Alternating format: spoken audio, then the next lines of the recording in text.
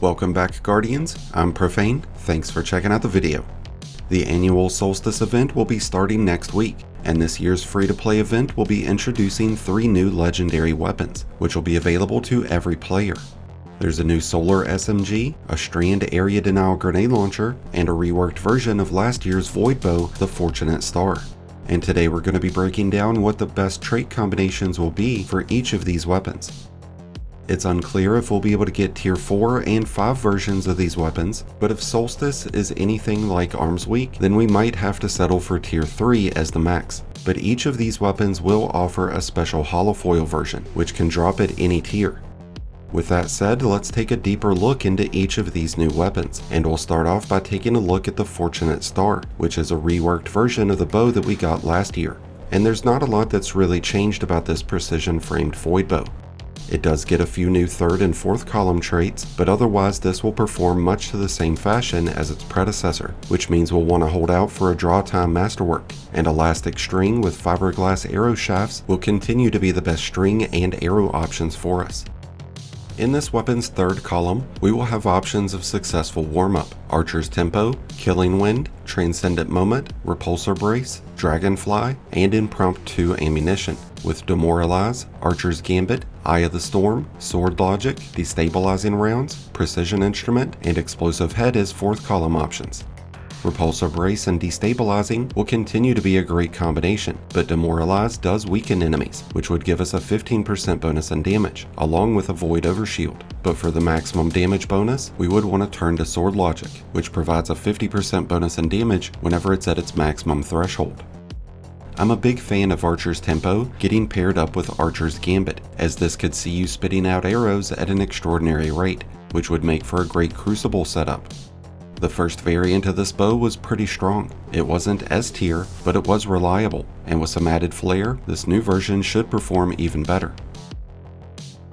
We now turn to the Yeartide Apex, which is the new lightweight solar SMG. This is in the same archetype as the Multi-Mock and the Recluse, so I'm expecting big things out of this. It's a Tex Mechanica product, so it does offer the Tex Balance stock origin trait. So after you've dealt hipfire damage, this will gain improved handling, reload speed, and movement speed whenever aiming down sights. But just like the other Solstice weapons, this will offer Dream Work, which will partially reload the magazine whenever you assist or get assistance on a final blow. This is a 900 RPM SMG, so it's going to spit out those bullets at a rapid rate, which means this weapon will have a lot of recoil, and that's going to make it harder to stay on target from longer distances, which is why we want to hold out for a range masterwork. And with corkscrew rifling as a barrel type option, we would give this a 5-point bump in range, handling, and stability. And with ricochet rounds as a magazine option, we would add on an extra 5 points in range and 10 points in stability, and our bullets would bounce off of walls. Armor-piercing rounds would also be a great magazine option. This SMG has an interesting lineup of 3rd and 4th column traits, which will make it all the more necessary to get a tier 3 version or higher. This way you'll have multiple perk options to choose from. In the 3rd column, this offers Transcendent Moment, Recycled Energy, Heal Clip, Feeding Frenzy, Lone Wolf, Attrition Orbs, and Demolitionist. Heal Clip is always a great trait to have, as it grants Cure to you and nearby teammates. But the 2 perks that stand out to me are Attrition Orbs and Demolitionist. We could easily maintain weapon surges and armor fonts with Attrition Orbs, and if we were running a grenade-centric build, we would be getting bonus grenade energy back on every final blow. And every time we use our grenade, we'd be refilling this weapon's magazine. In its 4th column, we have options of Burning Ambition, Incandescent, Binary Orbit, Harmony, Target Lock, and Chaos Reshaped. I don't feel that Burning Ambition would be nearly as beneficial as Incandescent would. We'd have to pump out the majority of our magazine to inflict Scorch, and that would just be onto one enemy. But with Incandescent, we would spread that Scorch much more effectively, as it gets spread across multiple enemies on every final blow. We've got some great damage boosting perks with this weapon, like Binary Orbit, Harmony, and Target Lock. But the one that I'm most excited about is Chaos Reshaped, because this offers a larger damage bonus, maxing out at 35%, and we get the added benefit of periodic health regen.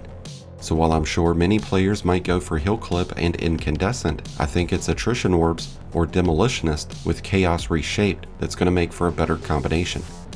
And with that, we transition to our final Solstice weapon, and that is the Festival Flight Area Denial Grenade Launcher. This will be the first strand variant of this archetype, and I think this will be the best weapon to get out of this year's Solstice. It does feature traits like Slice and Hatchlings, which will help this weapon synergize with strand affinities. This is built much like the Lost Signal and other area denial grenade launchers, so you'll find smart drift control and high velocity rounds to be the best magazine and barrel options, with blast radius or velocity as preferred masterworks. Outside of having Slice as a third column option, we have Ambitious Assassin, Envious Arsenal, Transcendent Moment, Recycled Energy, Demolitionist, and Blast Distributor, with Elemental Honing, Binary Orbit, Frenzy, One for All, Vorpal, Attrition Orbs, and Hatchling in the fourth column. We have a lot of available damage bonuses and extra utility out of these options. Slice and Hatchling would be a great combination if you wanted to take advantage of all the strand synergy, but the combination of Envious Arsenal and Elemental Honing could make for an extremely powerful option whenever rotating through your loadout during damage phases. The combination that I'll be hunting for above any other though will be Demolitionist and Attrition Orbs. That's the same powerhouse combination that makes the Velocity Baton such an amazing option in the energy slot, so it should work out really well for us in the kinetic. With as stacked of a lineup as this weapon has, it's going to be all the more important to get at least a tier 3 version, so that you can have a few different options to choose from. But that's going to wrap things up for today's video on the best combinations that you'll need to be on the lookout for with this year's Solstice weapons. I wish you all the best of luck throughout your journey. Let me know your thoughts about these new weapons, and if you'll be participating in this year's Solstice. Let us know down in the comments. Thank you as always for checking out the video. If you enjoyed and found it helpful, then be sure to hit that like button below, along with the subscribe button if you're new. Both are greatly appreciated, and both really do help support the channel, and so does being a member. So a big thank you to all the current members. And until next time, Guardians, this has been Profane, wishing you all some happy hunting.